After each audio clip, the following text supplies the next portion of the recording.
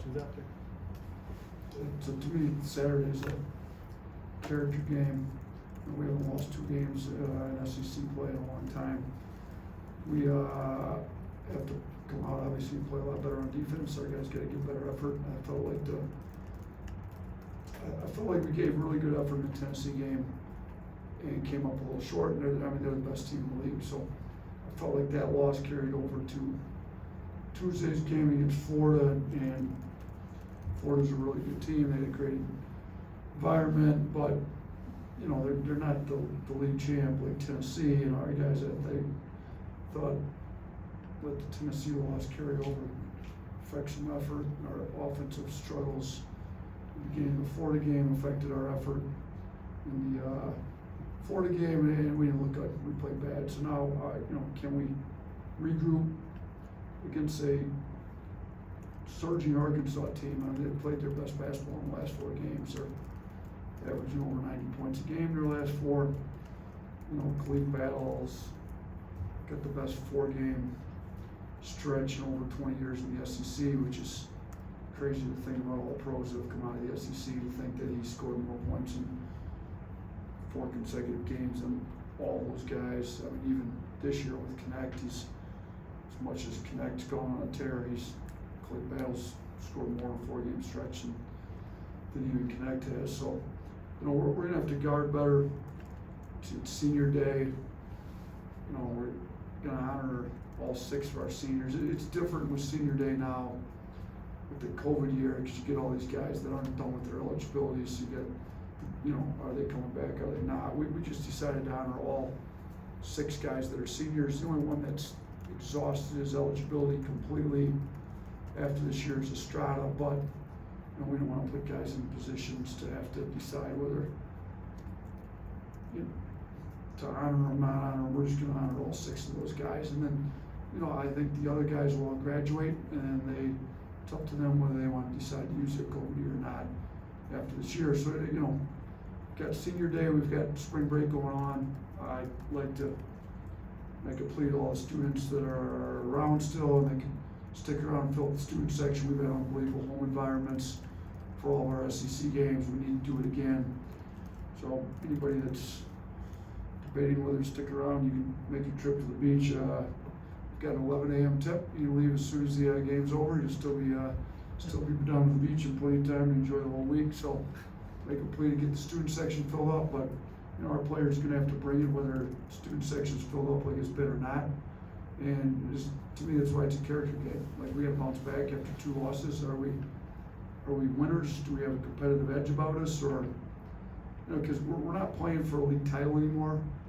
We're not playing for other than pride and some seeding. Like, if we do win, I think we guarantee ourselves at least a 2 or 3 seed in the SEC tournament. It obviously helps with the NCAA tournament. So we're going to see what our guys are made of Saturday, and we have to play against a team that's got plenty of talent in Arkansas, and they're playing their best basketball coming into the season, so they're going to be ready to go for sure. Charlie? Yeah, Coach, I was actually going to ask you about the seniors. Have you had any conversation with those guys about potentially coming back, or is that something you're saving for after the year? We're going to save that all for after the year, but they're all more than welcome to go back. We love them all. I've talked a lot about, I think we owe it to Aaron to give everything we have. He's poured a lot of his heart and soul in this program. The year he's been here, he's never played in an NCAA tournament. The year he was at Oregon was a COVID year, so there was no tournament, and they didn't make it when he was at St. Peter's, for his 2 years at Hofstra. So we're going to be playing in the NCAA tournament. We need to try to get as high a seed as possible, and we need to try to make a run, because I think it's the best sporting event on the planet. To get him as many games in the tournament as possible would be great for him. Matt? You mentioned Khalif Battle. Looking at the film, what do you think he's done so well the past 4 games, and how do you go about slowing him down?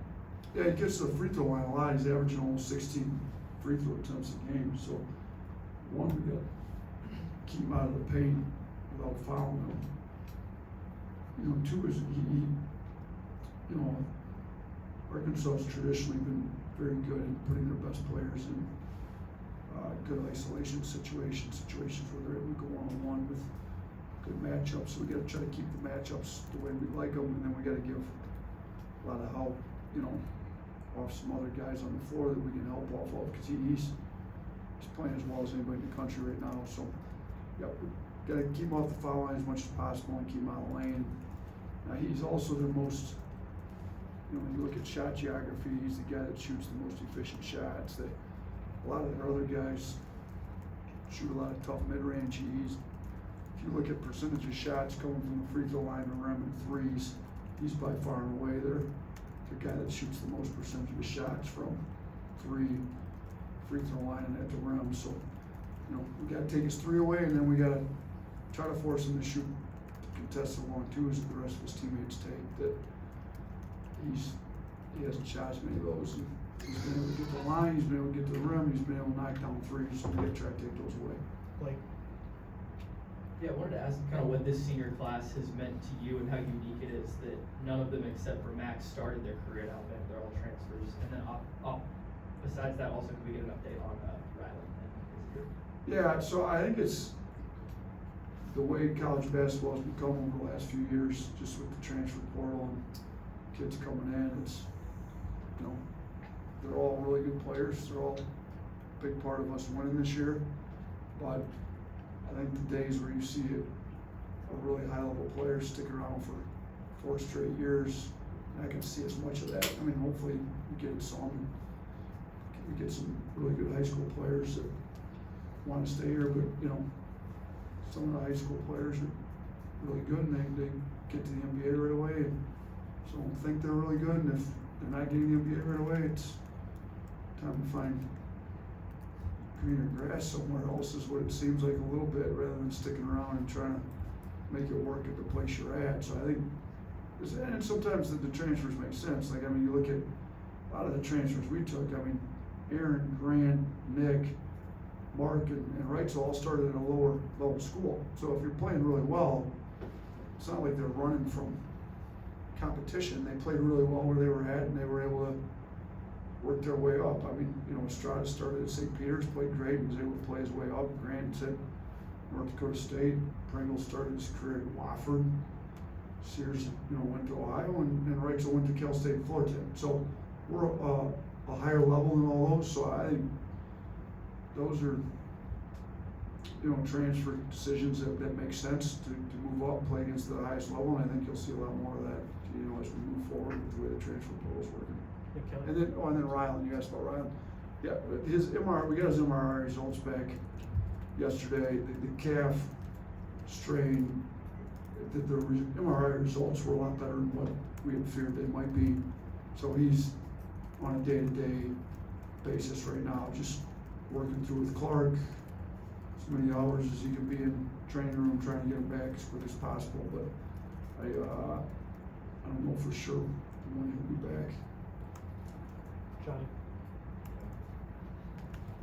Hey, Coach, you challenged this team multiple times to guard better. And during practice, is there a guy in there that's taken it upon themselves from a leadership perspective to try to will the guys to up their effort? Have you seen that translate when the game starts? Yeah, that's a great question, because that's what we need to have happen, is somebody to really step it up. I'll say this, since Reitzel's been back in and he's had a couple good days of practice, I think he's been, maybe it's he was out long and realized what he's missing, he's got fresh legs. He's been great. His energy, his talk, his making tough plays. I'd say he's probably the one that sticks out the most. I think Nick Pringle's been trying to be a pretty good leader for us too, in a lot of regards. And then there's some other guys that aren't talking as much, but their effort's been better. And, I think Grant Nelson and Estrada both tried to play a lot harder. I noticed that too. But if you came to this week's practices, particularly the last 2 days, I think Reitzel stands out as the guy that's probably done the most in that regard. Nick Kelly? I want to ask you about Adam Bowman. He's right, been with him a while, but what does he specifically do to help his team do what it does and work well, and just even with game planning things? Yeah, so this is my 9th season with him, which is a long time in this business.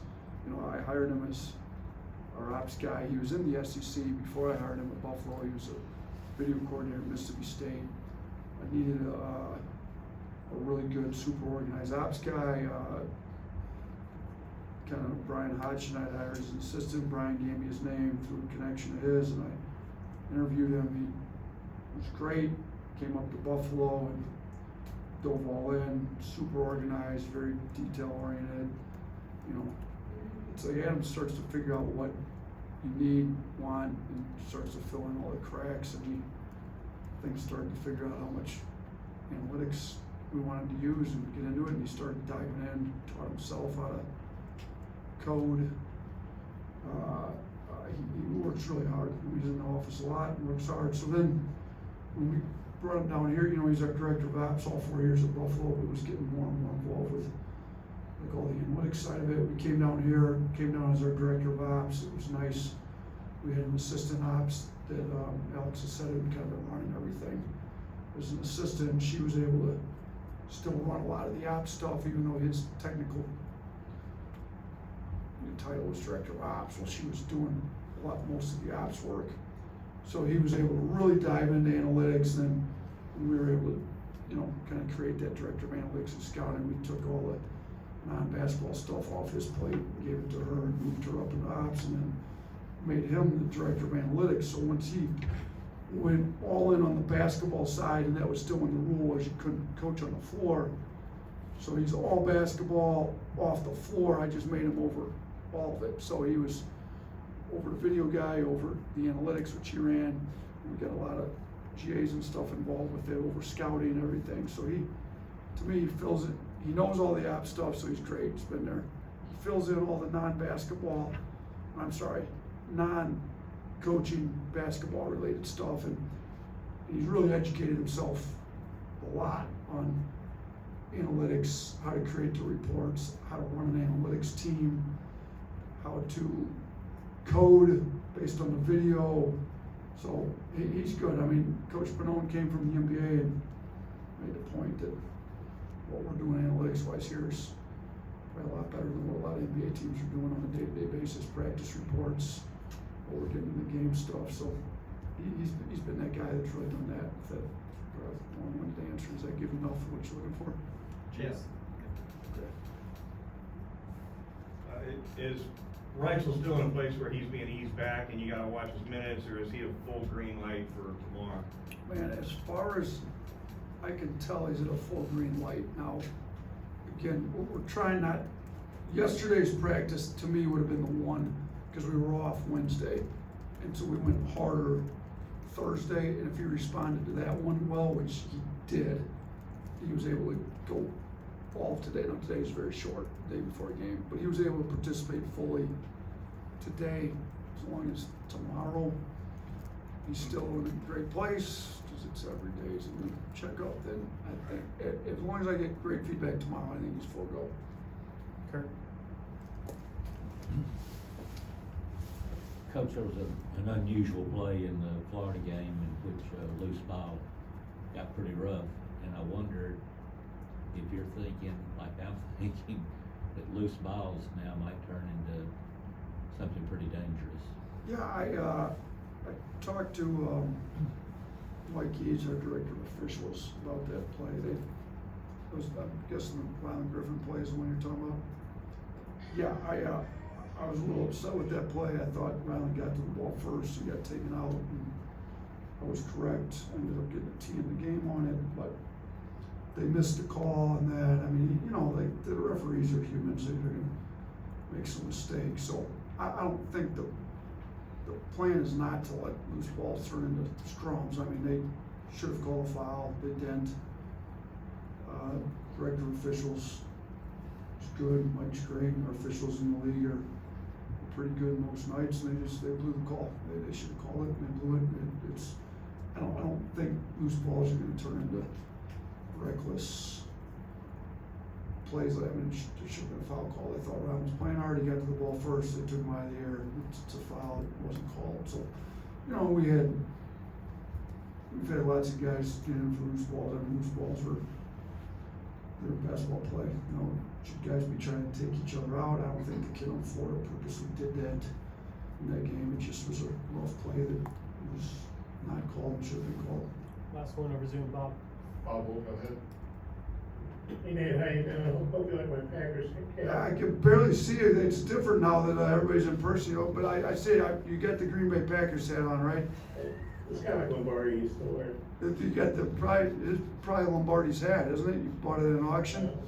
It could be old enough. No, Somebody no. gave me one of Wim Sanderson's sports coats. I have like Wim's original sport coats. So, yeah, I was thinking maybe you had the same kind of deal. No, I just got it online a couple years ago. But hey, I was wanting to ask you, you know, the Kentucky-Arkansas game last week, that was it looked like you guys could have played a game like that, the way you get up and down the court. And like you alluded to, Arkansas's offense has been much better of late. Did you see it being a game like in the hundreds, like both of you in the hundreds? Yeah, based on their Kentucky game, it didn't look like either program was trying to slow it down in that game. I don't think we've ever tried to slow the ball down here, you know, until maybe the last couple minutes when we've got a lead. So if Arkansas wants to run, we certainly like to run. Now, I'd hope that we do a better job guarding than we did when we played Kentucky. I mean, what was the final score? They were both over 100 in that game, right, Bob? 11-2. Yeah, it was Kentucky won 111 to 102. 111, 102. So Arkansas did a better job than we did. Ours was 117, and we didn't make it over 100. We made it to 95. So, look, I'd like to hope we can do a better job defensively, but we're going to run the ball, and it looks like Arkansas is trying to run a lot more now too. So, it'd be nice for our defense if both teams run over 100, but we'll see what happens. Thank you, Coach. All right, thanks, guys. We'll have